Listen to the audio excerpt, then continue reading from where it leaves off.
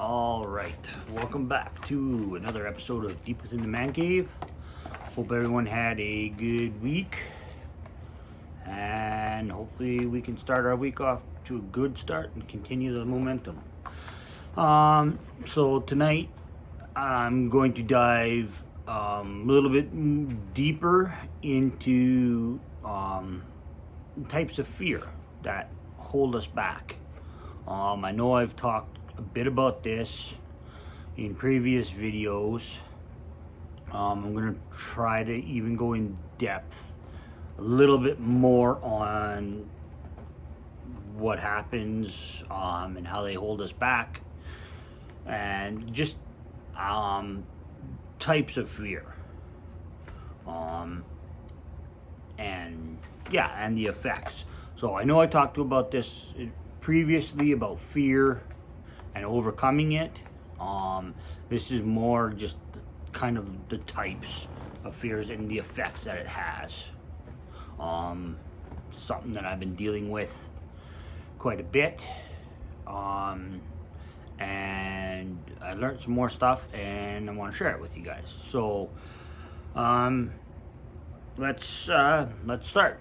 So I found out that there are sort of three main types of fears. And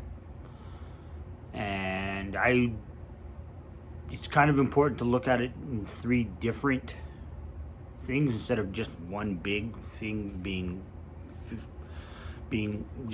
fearful. But each individual one has, if you look at it individually, it can actually be a real eye-opener. It was for me.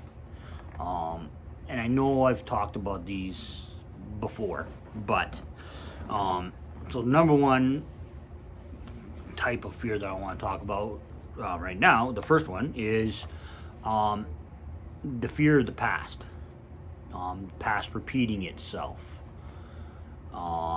Things that happened to you in the past, you feel for that they're going to happen to you again. And it's going to keep on happening, and that's what's stopping you from following your dreams or accomplishing your goals or even starting on a goal or something like that, because you're afraid that what has happened to you in the past will happen to you again. And this is in your subconscious mind. I know you've heard me use the subconscious. I mean, it is really what controls our life. So you have to remember what happened in the past was the past. Now, you are not the same person as you were back then as you are now. So, and if you've realized this and stuff like that, you've actually realized, whether you've said it out loud or anything like that, you realize that, yeah, okay, I am not the same person as I was, 6 months ago, a year ago, 4 years ago, 5 years ago, whatever, a month ago, a week ago. I'm not the same person I was yesterday, and I know that because I've continued to grow and stuff. And even though it doesn't seem like you grow very much, you see things differently after something, and you tend to look for those familiarities and catch them, whether you are doing it on purpose, like purposely looking for these things, or not. It's just subconscious, like, oh yeah, last time when this happened, pretty soon this person will call. So you're thinking you're expecting the phone call, and if you're expecting it and you're projecting that stuff on you, yeah, you're gonna if you haven't moved forward, you're gonna get that phone call or something like that. So that is the fear of the past coming back. You're not the same person. If you think about it, I'm not the same person I was 5 minutes ago when I started this video, and either are you. So don't let the past, what has happened to you in the past, direct your future. You're not the same person. You know, be willing to tackle something or press forward in maybe a different way. Learn from it. So like that's a big one. Now another big one is performance fears. Now that can be from anywhere. The bedroom. This performance fear is the fear that we give ourselves. It's also known like as stage fright, and stuff like that. Like you prop up yourself so much that that you have to perform a certain way, whether it's like an athlete performing that, you know, football or hockey. Like say in football, you know, a football player is the one I heard reference, excellent catcher, passer, scored lots of touchdowns, stuff like that. And when he was playing in his old hometown and all his family was there, they put so much pressure on himself to catch every football, to make every tackle, and to do all this stuff that he wasn't concentrating on knowing what he could do. And the job at hand, he put so much pressure that he fumbled all these passes. He got sacked. He got crushed. He missed simple passes because he thought that if whoever was in the audience didn't see him try to make all these great catches and all this stuff, would think of him as a failure. So he put all this added pressure on himself, and ended up, you know, not catching balls, getting sacked, and all that stuff. And that, I mean, that happens to us. We put immense amount of pressure on ourselves when, especially if somebody's watching, we're trying to impress somebody, instead of just relaxing and going out and doing the job, we put added pressure on ourselves to perform better. Now, for an example, doing these videos. If you watch these videos from when the first few videos that I did, I mean, I haven't gone back and watched them, so I don't know. But I feel that I am getting way better at talking, way more communication. The flow is better. When I first started, I didn't know what I was doing. I'd never done it before. I just was winging it, right? But now, I find different techniques and stuff like that. I've learned different techniques, and if I hadn't, am I the best motivational speaker? Absolutely not. I mean, even in the top, you know, whatever, 100 or whatever, heck no. But I'm not letting that stop me, because eventually I will get to where I want to go with this. And eventually, if you don't put that pressure on yourself, you will overcome more faster than you would as if you say you have to be the best. You have to do this. You have to do that, because you're just preventing yourself from actually doing that. And you're like, another thing with the stage fright, or this, if you think oh, before I go out there, I'm gonna do something. Um, Say if you're going to make a big speech in front of a company or something like that, and you're worried about forgetting what you're gonna say halfway through your thing,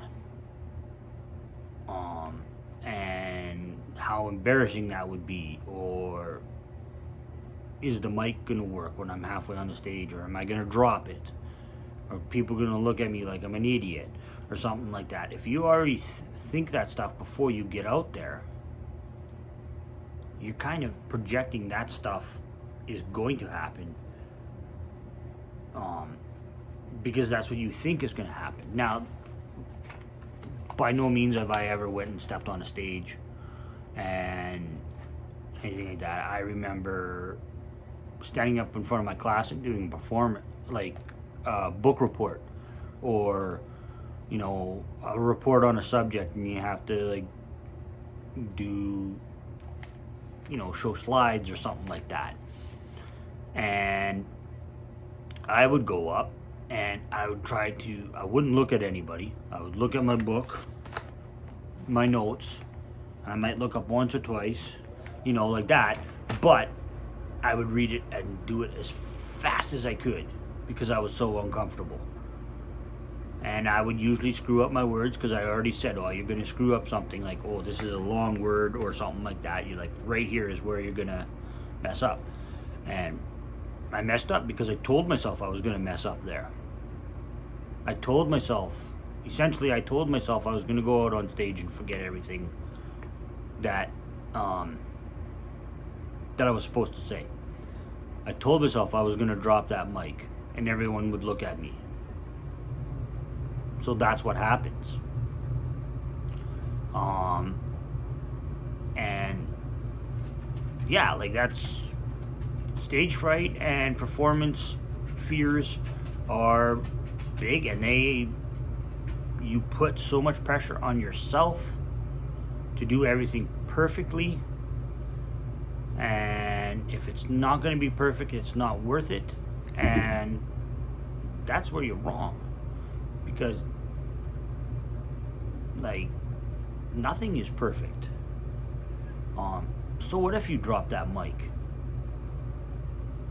You know what? You're the one up there. Pick it up and start over. Make a joke out of it or something like that. Like, don't let that stop you, because you will be okay. The worst thing is people that you don't know are going to say something, right? Or maybe they'll make fun of you a little bit, but in a week, they're not going to remember. They don't even know who you are. So we as people put way too much pressure on ourselves to be the best, and perform at such a higher level than we know how to put. It's not that we can't get there sometime, but we don't know. We need practice and all that stuff. But we set ourselves up so high, we almost set ourselves up to fail. And then that's why we don't do these things. Any movement forward, step forward, is better and makes you not the person that you were 5 minutes ago. So any momentum forward is better than staying where you were, because no one is perfect, So that's a big one, right? The pressure we put on ourselves. Now, the last one I have realized I have done, and you've probably done it, and it's affected me from somebody else, is projected fears. Now, projected fears are fears that other people say or do, or whatever things they say to you that that gets in your head, whether it's them not wanting you to succeed, which is highly unlikely, but it is true. There are people out there that don't want you to succeed, or people having their own fears of their own stuff, and they're projecting it onto you. And you shouldn't project your fears onto somebody else. Your fears are your fears, and that's fine. It doesn't matter what they are. But for an example, and I'll use this for an example, and I've realized this week, and this is sort of one of the things that started this whole video, was I had a company that I did. I started building custom furniture. I loved it because I was creative, and all this stuff, and it didn't do well. I mean, it did okay in the first couple months. Didn't do well, and I didn't put forth the effort that I wanted to put forth because I was scared of what people would think. I had these ideas in my head of how to move things forward and stuff like that, and when I spoke to people, and this is more than one people, they said, yeah, it's a good idea, but maybe what if you did this? What if you did that? That sound scary and all this stuff. Now, yeah, and then they projecting their fears onto me, and that's stopped me from doing what I think that I had to do next. Was I right? I don't know. I never did it. I was scared to take that chance. Now, in my latest business that I'm in, I do property maintenance, and I have plans for it. Now, I know my ex-wife, her thing, and this is not a dig on her at all. This is her fear, and it's totally fine. It's scary. Starting a business is scary, especially if you're not the one that's doing it, and you think something is too risky or whatever. But I believe for myself in business that you either have to go all in a way, or not do it, kind of. And I'm not saying that you gotta like dump a whole bunch of money into it and then you're gonna be perfect at it. But no, if you're gonna do it for a living, there's certain things that you need to do, or you might not, and other people might not understand that, and that is totally fine. Her fear was that I was maybe biting off more than I could chew, or that the way I wanted to do things weren't the way that she would do it, and she wanted me to start small and go, work your way up. But for somebody like myself, that doesn't necessarily work, because it's preventing the way I think and the way I do things from doing them the way I want to do and stuff like that. It's a valid reason, hands down valid reason. But she was projecting her fears of this not working or not onto me, and I allowed them to affect the way I did stuff or didn't do anything, and fully committing myself into this because her fears and other people's, not just her, other people's fears were too much, and they were projecting their fears onto me. Now, I know I have projected some of my insecurities and some of my fears onto other people too, So you have to be aware of that. That just because someone is doing something that you might not have done doesn't mean it's wrong. And it can still be very, very scary. And it can still be risky. None of that is taken. But you are preventing them from following their dreams and their goals. And, you know, basically it's, if you don't let people take a risk, or you're projecting your fears onto them, you're preventing them to move forward. Now everything has its time and its place, and things happen for a reason. So there's no hard feelings on my part. I just want to make sure that that's put out there. I don't know if she watches these videos or not. I kind of have my doubts, but that's whatever. I know my children sometimes watch these and stuff like that. So there is no hard feelings whatsoever. I just know what I have to do now. And that's going back to the past fears.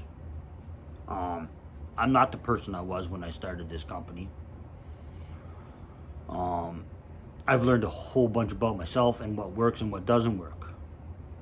Do I know everything? Absolutely not. Am I going to set myself up with fears of being perfect and doing this stuff? I hope not. I'm going to try, because that's all you can do is try and move on. So it's gone long, a little bit longer than I wanted to keep it, but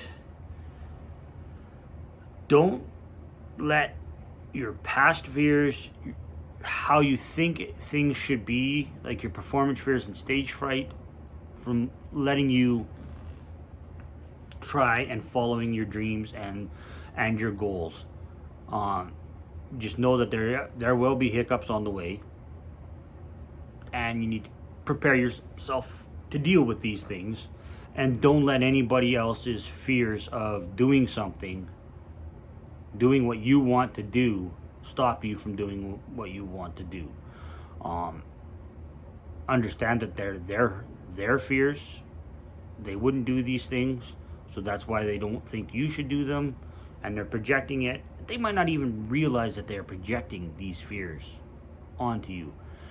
And be very wary of the fears that you have that you may be projecting on somebody else. So I'm going to wrap it up right now. I hope that this helps somebody. I know it's helped me quite a bit on recognizing the different types of fears and what they actually are. And go out and get it. Keep moving forward. Take care of each other. Please like and subscribe. If you have any comments or questions, you can leave them in the comment section on the video, or if you do not want to do it on YouTube, you can send me an email at deepwithinthemancave@gmail.com, and I'll answer them and get back to you. Till then, take care, check in on each other, be safe, and see you next week. Thanks for watching.